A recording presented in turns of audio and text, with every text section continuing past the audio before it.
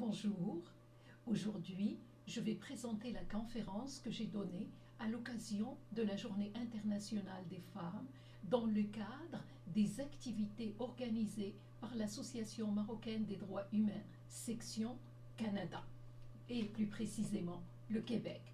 Donc, pour me présenter, voilà, je suis professeure à l'université Athabasca.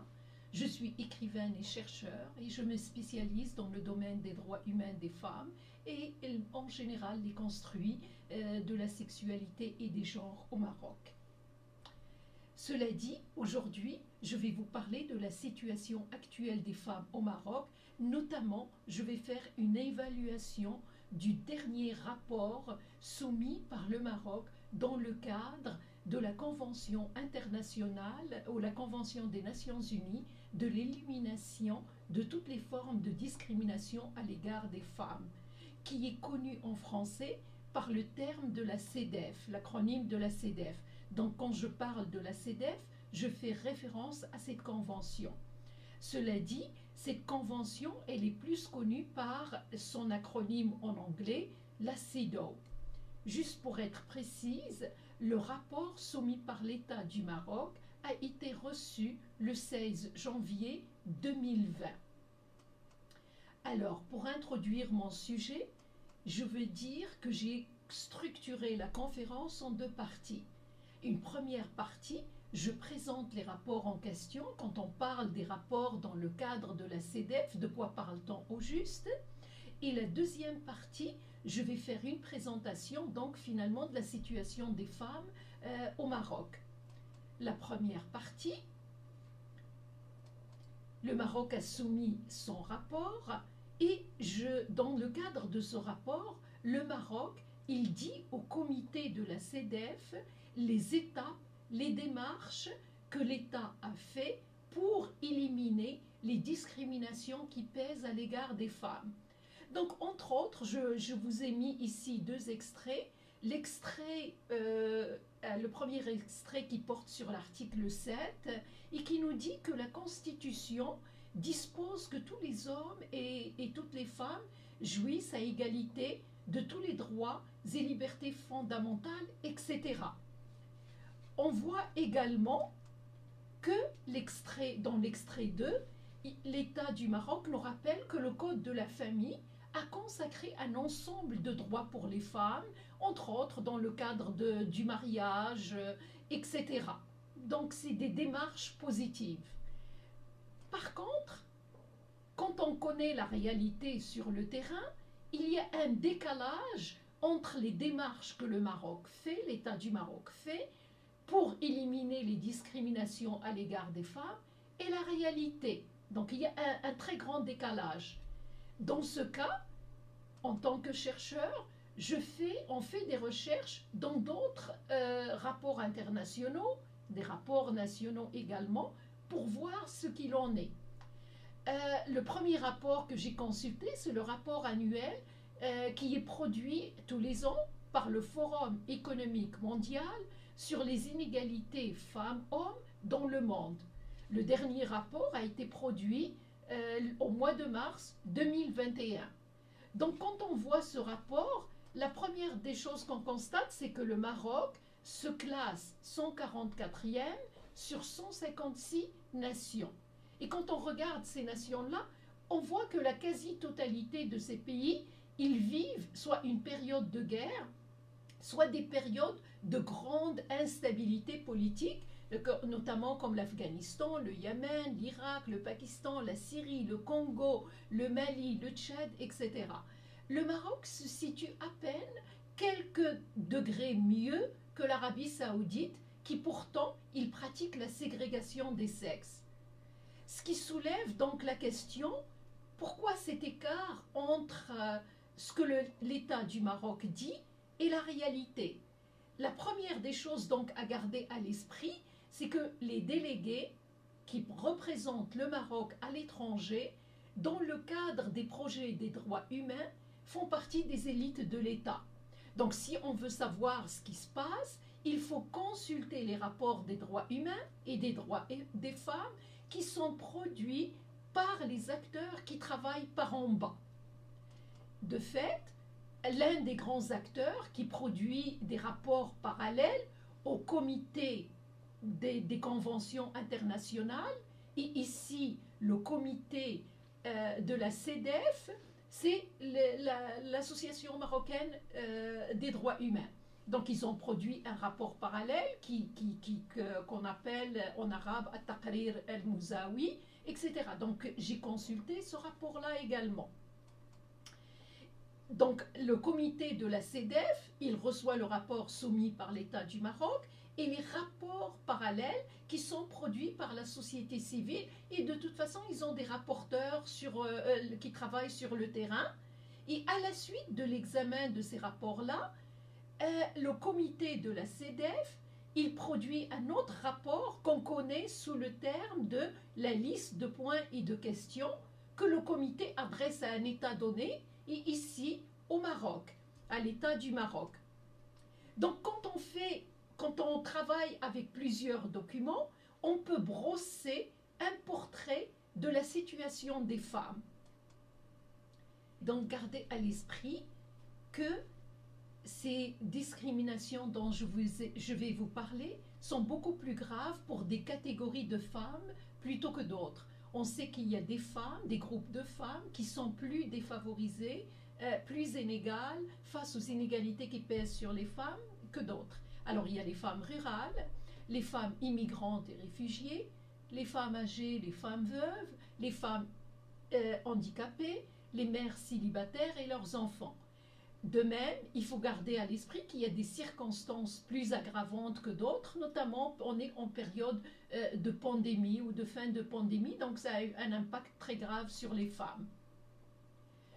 Alors, on voit les premières discriminations graves, c'est les discriminations juridiques. Le Maroc a signé un ensemble de conventions internationales, signées et ratifiées, un ensemble de conventions internationales qui protègent les droits humains. Dans ce cas-là, le droit international des droits humains a prévalence sur la législation nationale. Et quand la législation nationale ou les traditions nationales violent les droits, ou les droits des femmes dans ce cas-là, la législation nationale doit être réformée pour être harmonisée avec le droit international des droits humains. Or, on voit que la Constitution nous parle de l'égalité des droits entre les femmes et les hommes. Mais quand on lit de plus proche, on se rend compte que ces droits sont limités par les spécificités du royaume, c'est-à-dire par la définition officielle de la religion et des traditions nationales. Cela a pour conséquence, par exemple, le code de la famille, il contribue à véhiculer un ensemble de discriminations à l'égard des femmes, comme la polygamie, l'inégalité face au mariage, et puis il y a un ensemble de discriminations, étant donné la contrainte du temps, je ne vais pas m'attarder, mais je vais juste citer quelques-unes. Le code de la nationalité également discrimine à l'égard des femmes. Par exemple, au niveau de la transmission de la nationalité marocaine au conjoint étranger, alors que l'inverse se fait. De même, une femme marocaine qui est mariée à un étranger, elle perd sa nationalité si elle prend la nationalité de son conjoint. Et l'inverse n'est pas vrai. Accès à la justice. On voit que les femmes ont moins accès à la justice et de façon très significative. Là, on parle très peu de femmes portent plainte quand leurs droits sont violés. Ce qui soulève la question de savoir quelles sont les démarches qui sont prises par l'État pour que les femmes connaissent leurs droits et aient accès à la justice, notamment dans les régions reculées et les régions rurales. Il y a le problème de l'impunité. Même quand les femmes portent plainte, le peu de femmes qui portent plainte, elles ne se font pas entendre. Et il y a impunité, notamment pour les violences basées sur le genre, comme la violence domestique et les agressions sexuelles. Quand on travaille dans le domaine, on sait que la loi joue un rôle important dans les structures patriarcales. Elle joue le rôle de gardienne des inégalités entre les femmes et les hommes. C'est comme elle les stabilise et elle les protège. Un autre chapitre en termes de discrimination à l'égard des femmes, ce sont les stéréotypes sexistes. D'abord, quand on fait des statistiques, la majorité de la population, et certainement des hommes, ils continuent à voir que le rôle des femmes se réduit à être une mère ou une épouse, une mère-épouse. Et donc c'est tout le potentiel humain des femmes qui est dénigré, qui est nié. On ne voit pas que les jeunes filles ont des ambitions, qu'elles ont des choses à accomplir, qu'elles ont des rêves, qu'elles veulent bien être mère ou épouse, c'est elles qui choisissent, mais qu'il y a autre chose, qu'il y a plus que ça. Par ailleurs, on voit des images dévalorisantes des femmes un peu partout dans le tissu social, que ce soit les médias, les manuels scolaires, les arts et la culture, la langue, les blagues, etc. Et quand on prend les blagues, on voit, mais pas seulement les blagues, la langue, les films, etc., on voit que les femmes sont décrites comme imbéciles, comme moins intelligentes, comme leur intelligence est inférieure. Or, ces stéréotypes jouent un rôle fondamental dans les structures patriarcales. Ils véhiculent, reproduisent et donc pérennisent, stabilisent, assurent la continuité des structures patriarcales et créent l'infériorisation des femmes. Elles produisent cette infériorisation des femmes. Un autre chapitre, c'est la violence à l'égard des femmes. Donc, les statistiques disent que plus de 54% de femmes sont victimes de violences.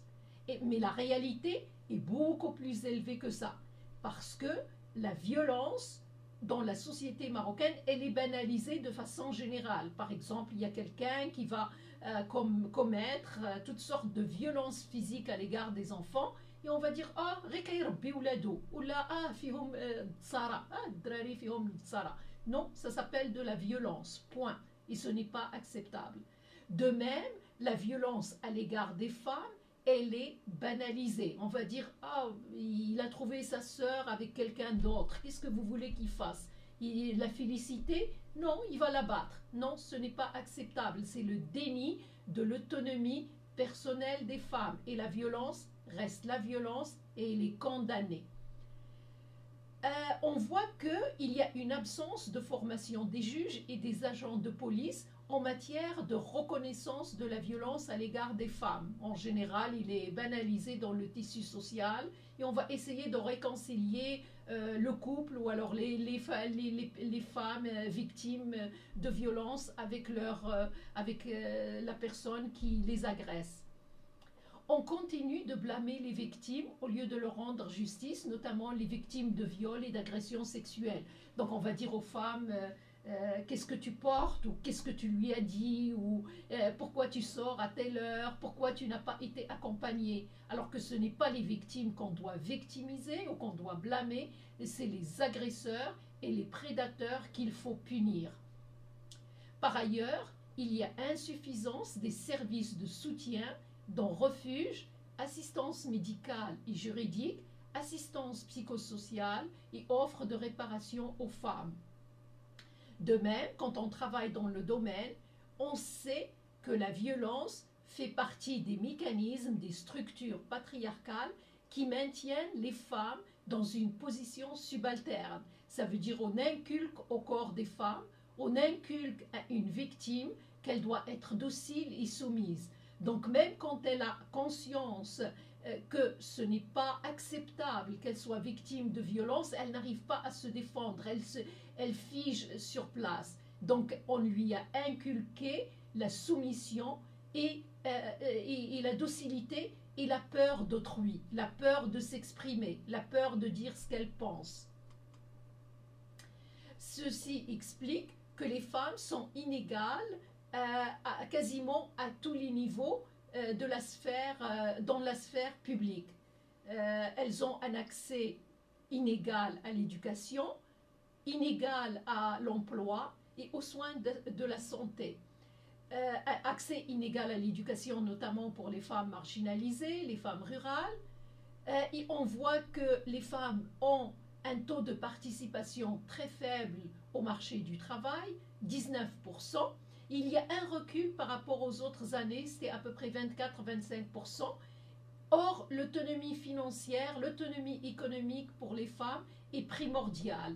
Donc, sans autonomie financière, sans accès au marché du travail, les femmes ne peuvent pas être autonomes, elles ne peuvent pas être indépendantes et s'exprimer librement. Les femmes sont discriminées par ailleurs à tous les niveaux dans le marché du travail. Il y a disparité salariale. Il suffit qu'un travail soit accompli par une femme pour qu'il soit infériorisé en termes de salaire, ou qu'il soit dévalorisé en termes de statut social. Pourtant, les femmes travaillent à salaire, à éducation égale, le même travail, etc. Mais elles n'ont pas la même reconnaissance morale et financière qui va avec. On voit que le marché du travail est discriminé à la verticale et à l'horizontale. Et je m'explique. Les postes de direction, de cadre, de prise de décision, les postes de prestige vont aux hommes. Plus les femmes sont éduquées, moins elles ont accès au marché du travail. Ça veut dire que les postes prestigieux vont aux hommes.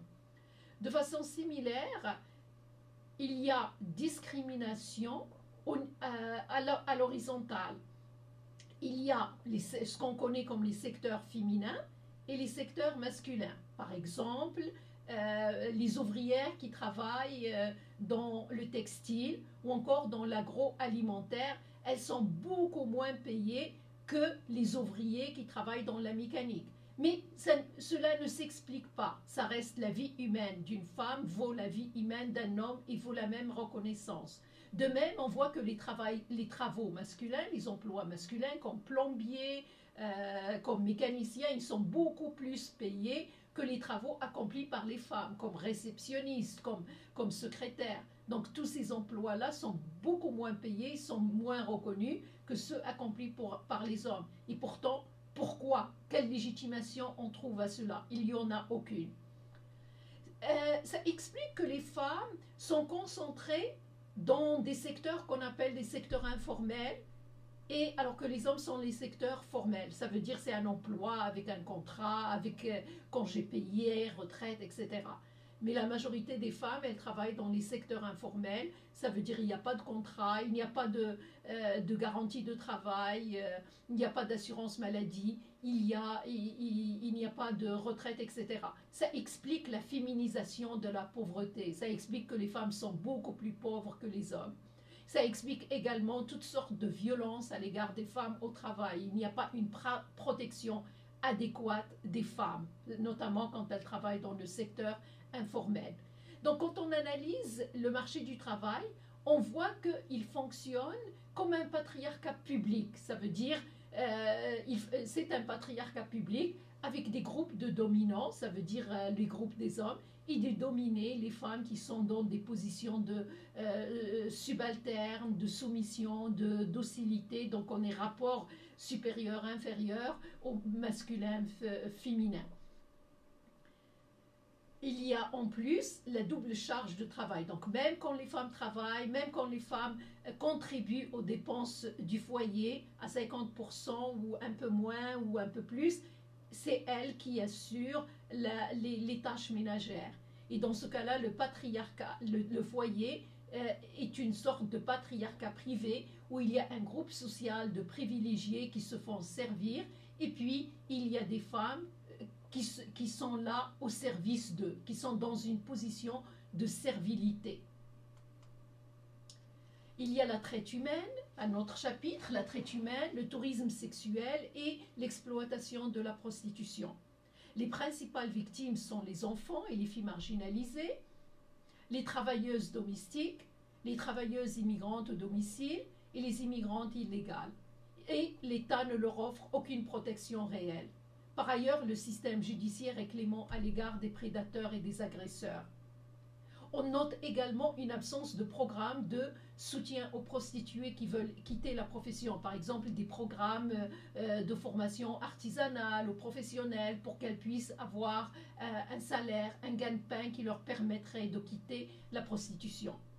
Gardez à l'esprit que dans les structures patriarcales, la féminisation de la pauvreté, la dépendance économique des femmes et leur exploitation vont de pair. Leur exploitation sexuelle, je précise, vont de pair. Le dernier chapitre ici que je vais mentionner, c'est la participation politique. Il y a une très faible présence des femmes dans les gouvernements, le Parlement, les instances exécutives des partis et même des syndicats. On imagine que les partis de gauche ou les syndicats, c'est des discours, des formations alternatives avec un autre discours, qu'il va y avoir une sensibilité beaucoup plus grande à l'égard des inégalités qui pèsent contre les femmes, mais la réalité est loin d'être reluisante. Quand on étend la situation aux entreprises publiques, aux entreprises privées, on voit que les femmes occupent très peu de postes de prise de décision. Dans les conseils d'administration où les prises de décision se font, il y a très peu de femmes.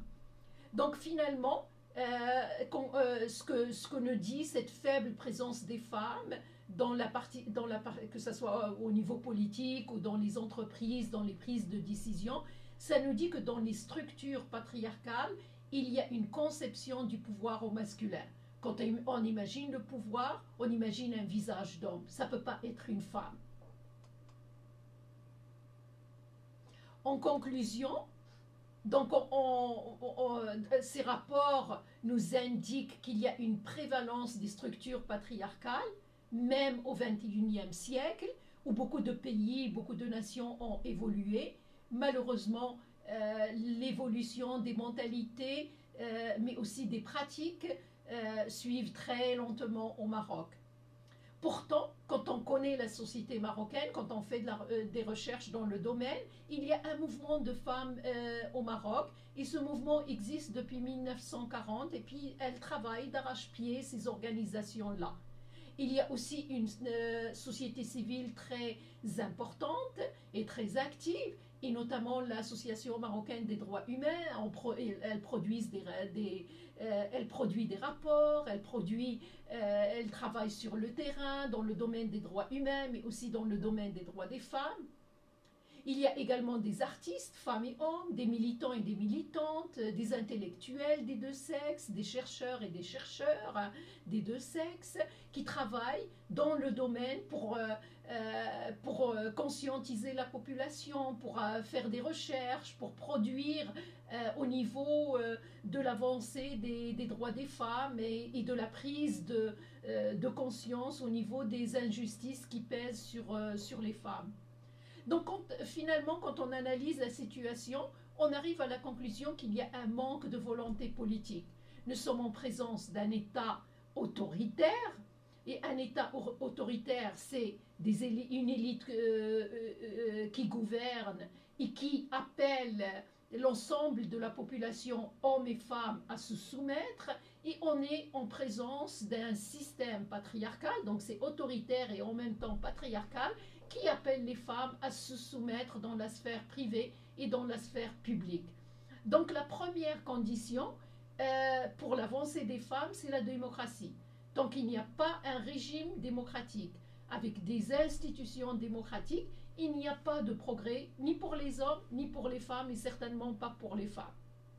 Mais gardez à l'esprit qu'il n'y a pas de démocratie sans démocratisation des relations femmes-hommes. Donc ça, c'est un pilier de la démocratie. On ne peut pas avoir une démocratie quand la moitié de la population est assujettie à un autre groupe social. Et je vais finir avec une anecdote. En général, quand je présente, je parle des droits humains. Je parle, par exemple, des violences dans la sphère publique qui pèsent sur les prisonniers politiques, les prisonniers de conscience. Et en conclusion, je dis il nous faut une démocratie au Maroc. Ça va bien, tout le monde me comprend. Mais quand je parle des droits des femmes et que je dis la première condition, ça prend une démocratie, là en général il y a toujours quelqu'un dans l'audience qui me répond, il faut faire attention aux concepts étrangers qu'on veut les appliquer dans des pays qui sont comme le Maroc, musulmans, conservateurs, etc. Apparemment, il y a une démocratie pour les hommes, c'est très clair, mais il n'y a pas une démocratie claire dans la tête de plusieurs personnes pour les femmes. Trouvez l'erreur. Merci, merci pour votre intérêt et puis à bientôt.